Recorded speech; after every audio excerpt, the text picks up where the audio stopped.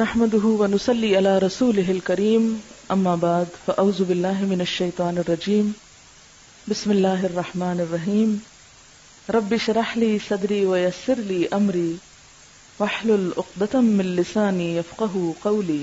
ہمیں نہیں معلوم کہ اگلے سال ہماری زندگی میں یہ دن آتے بھی ہیں یا نہیں، ہم اس سے پہلے ہی نہ دنیا سے چلے جائیں.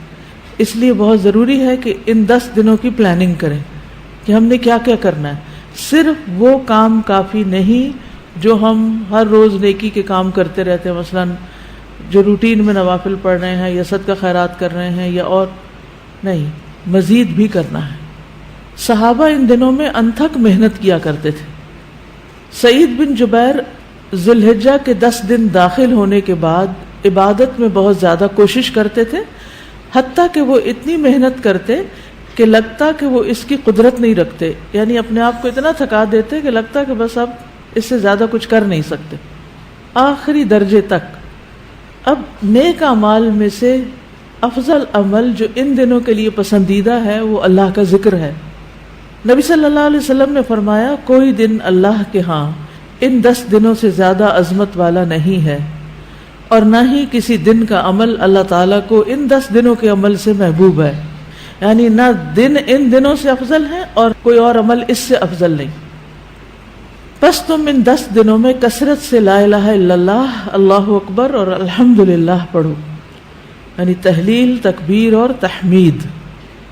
اب اس کے لیے یہ جو کلمہ نا سبحان اللہ والحمدللہ ولا الہ الا اللہ واللہ اکبر، یہ ان تینوں کلمات کا مجموعہ ہے اور اس میں سبحان اللہ کا اضافہ بھی ہے.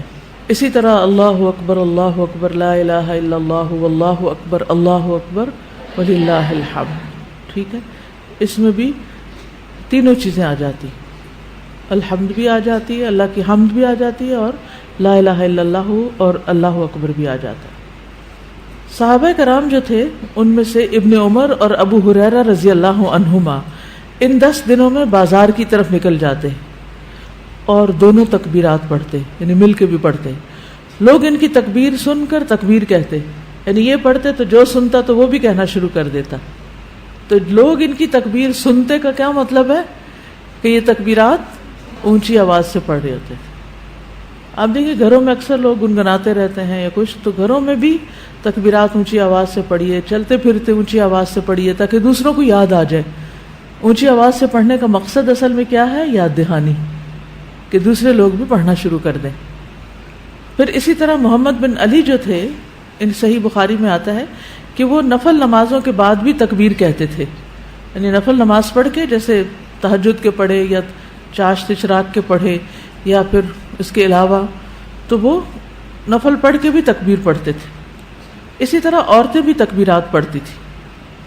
ابن عمر منا کے ان دنوں میں نمازوں کے بعد بستر پر، راستے میں اور دن کے تمام ہی حصوں میں تکبیر کہتے، یعنی وہ ہر موقع پہ کہتے. انہوں نے صرف نفل کے لیے خاص نہیں کیا تھا، یہ صرف بازار کے لیے نہیں بلکہ بستر پہ بھی کہتے اور راستے میں بھی اور خیمے میں بھی اور ہر جگہ. اور ان میں سے کوئی بھی آپ الفاظ پڑھ سکتے ہیں، اللہ اکبر لا الہ الا اللہ واللہ اکبر وللہ الحمد، اور اللہ اکبر وللہ الحمد، اللہ اکبر. اسی طرح اللہ اکبر کبیرہ، اللہ اکبر و اجل، اللہ اکبر وللہ الحمد. پھر اللہ اکبر کبیرہ، تو اللہ اکبر کبیرہ والحمد للہ کثیرہ وسبحان اللہ بکرۃ واصیلا بھی آپ پڑھ سکتے ہیں. ٹھیک ہے، آخر میں اللہم اغفر لی بھی کہہ سکتے ہیں. دوسرا اہم کام جو ان دنوں میں کرنے کا ہے وہ 9 ذی الحجہ کا روزہ ہے. اس روزے کی خاص فضیلت ہے جس سے انسان کے گناہ معاف ہوتے ہیں، اور یہ دن 1 سال گزرے ہوئے اور 1 سال آنے والے گناہوں کا کفارہ بنتا ہے. لیکن اس کے علاوہ بھی آپ باقی دنوں میں روزے رکھ سکتے ہیں. خاص طور پر جن کے رمضان کے روزے رہتے ہوں وہ ان دنوں میں قضا کر لیں. جو شوال میں نہیں کر سکے، ذوالقعدہ میں نہیں کر سکے، اب ذو الحجہ میں کر لیں. اجر کا اجر ہے اور اپنے فرض کی ادائیگی بھی ہو جائے گی.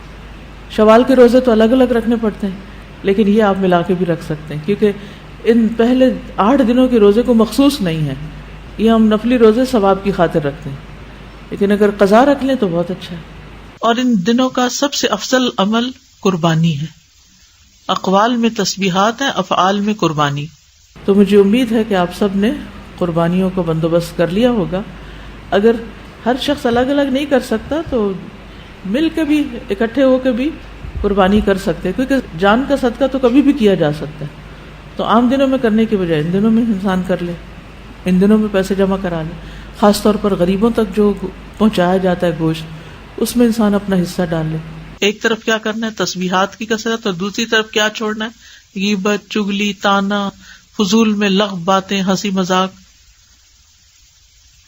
اپنے شر سے دوسروں کو محفوظ رکھنا، اپنی زبان سے دوسروں کو اذیت نہیں دینا، بدگمانی، تجسس، ٹوہ نہیں لگانا، آر نہیں دلانا، نفرت و بغض نہیں کرنا، ظلم نہ کرنا ہے نہ ہونے دینا ہے، کسی کو بے عزت نہیں کرنا، آر دلانا اور تانا دینے والی عادتوں کو چھوڑنا ہے. ٹانٹنگ، وہ جو عادتیں ہوتی ہیں نا، ان کو بھی چھوڑنا ہے. غصہ نافذ کرنے کی طاقت رکھنے کے باوجود اس کو چھوڑ دینا ہے. گالی گلوچ، بد زبانی، ان چیزوں سے بھی بچنا ہے. مسلمان کو ہر طرح کی اذیت دینے سے رکنا ہے. رشتہ داروں کی قطع تعلق ہی نہیں کرنی، ان کو منانا ہے. ظالم رشتہ داروں پر بھی مہربانی کرنی ہے. اپنے شر سے پڑوسیوں کو بچانا ہے.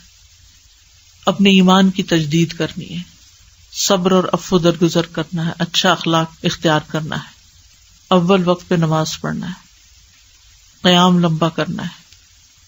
ہو سکے تو تہجد پڑھنا ہے. روزہ رکھنا ہے. حج کے لیے تو چلے گئے ہیں لوگ، ہو سکے تو حج کرنا ہے. مالی صدقات میں اپنے اہل و عیال کی ضروریات پوری کرنا. ناراض رشتہ دار کو تحفہ دینا. اپنے بہن بھائیوں کی یا اپنے دوستوں کی ضروریات پوری کرنا. پانی پلانا. ایسا صدقہ جو خود کو محتاج نہ کرے کسی کا. ناراض لوگوں کو آپس میں صلح کرانا. کسی کو خوش کرنا، کسی کی پریشانی دور کرنا. پھر اپنے نفس اور خواہش سے جہاد کرنا. لوگوں کو اپنی برائی سے محفوظ رکھنا.